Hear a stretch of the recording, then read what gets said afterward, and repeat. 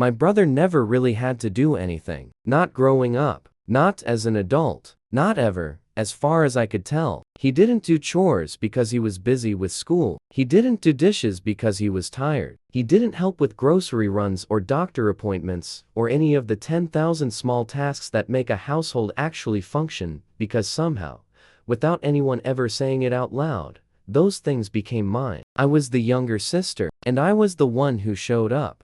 When I was struggling in school, I figured it out myself. When my brother struggled, my parents hired a tutor. When I needed a car to get to my part-time job, I saved up and bought one. When my brother needed a car, my parents co-signed a loan and helped with the payments for 2 years. I noticed all of this. I just told myself it didn't mean anything. When I brought it up once, carefully, when I was about 19, my mom looked at me and said, "Your brother has a harder time than you do. You're stronger." I was stronger, so I got less. That was the logic. And I swallowed it because what else do you do at 19 when your mom says it like it's a compliment? Years went by. I built a life, got a good job, got my own place, eventually got married to someone who actually noticed when I was tired, actually asked how I was doing and waited for a real answer. That was new. My husband used to watch me on family calls sometimes. After, he'd say, "Do you notice that no one asked about you?" The whole call was about your brother's situation,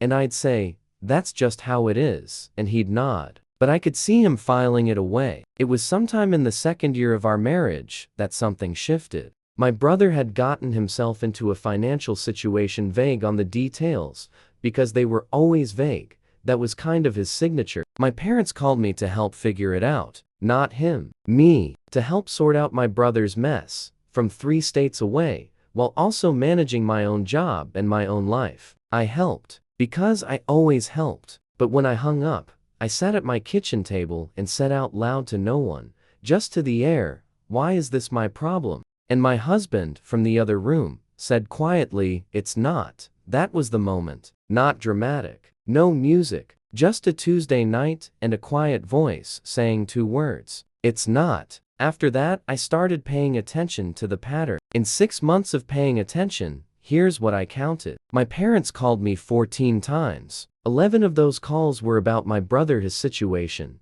his stress, his next plan, what could be done, could I help, did I have any ideas. The other 3 were to tell me about things going on in their lives. Not once did anyone call to ask about mine. I started responding less. Not cutting anyone off, just slowing down. Taking a day to respond to texts instead of an hour. Letting some calls go to voicemail. Creating a little distance just to see what it felt like. It felt like breathing. Chuseok came around. The big family holiday. I didn't go home that year. My husband and I had made other plans, a trip we'd been wanting to take.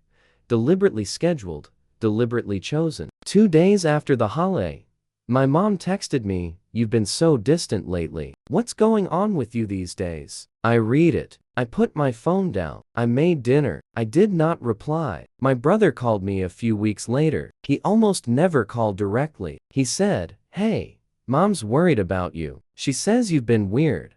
I said, "I've been good actually. Really good." He said, "Yeah, but like, you didn't come for Chuseok." I said, "I know. I had other plans." Long pause. "Other plans? It's Chuseok." And I said very calmly, very clearly, "Oh, what it is. I had plans." He didn't know what to do with that. My brother never had to deal with no before. He hung up after a few more awkward seconds. Here's what I know now that I spent most of my life not knowing. Being the strong one is not a compliment when it's used as a reason to give you less. Being the capable one is not a compliment when it means you exist to solve other people's problems. I was not the strong one in my family. I was the convenient one. And the moment I stopped being convenient, the moment I made plans for Chuseok, the moment I let calls go to voicemail, suddenly it was distant. Suddenly, something was wrong with me. Nothing was wrong with me. For the first time in my life,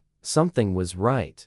My husband asked me a few months after all this settled whether I missed how things used to be. I thought about it honestly. I said, "I miss what I wished it had been. I don't miss what it actually was." He nodded. He understood. My mom still sends the occasional message. My brother still calls when something comes up, but I answer on my own terms now. And for the first time, those are the only terms I'm interested in.